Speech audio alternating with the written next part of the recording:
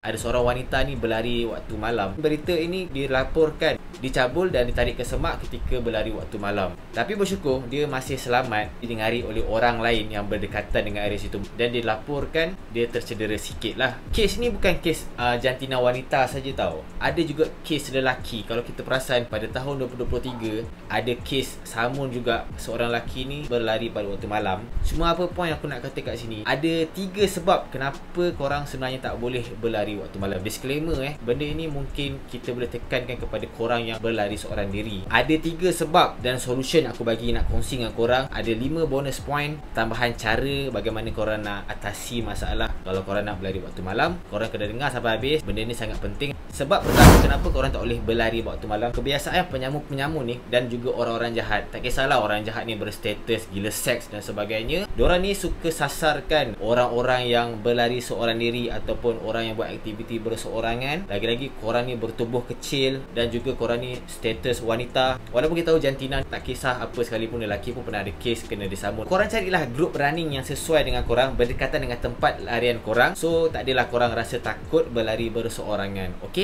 Sebab nombor 2, risiko untuk korang injury ataupun terjatuh ketika berlari. Pelihatan kita terhad waktu malam. Kebiasaan pelari-pelari ni banyak risiko untuk terjatuh disebabkan permukaan yang tak rata kita berlari ni. Ada lubang dan sebagainya. Jadi korang akan terdedah kepada risiko untuk terkehel ataupun terjatuh. Itu sebabnya kita elakkan berlari pada waktu malam. Lagi-lagi tempat yang korang tak pernah lari sebelum ini. Korang carilah tempat-tempat yang terang, so korang tak adalah terjatuh dan sebagainya. Sebab nombor 3, kita berisiko untuk dilanggar kereta ataupun kenderaan bermotor. Driver-driver yang membawa kenderaan ini sebenarnya diorang punya penglihatan agak terhad waktu malam. Kita beranggapan mereka nampak kita, sebenarnya diorang tak apa nampak kita. Walaupun diorang ada lampu dan sebagainya. Carilah blinker, pakai blinker di badan dan juga di kaki.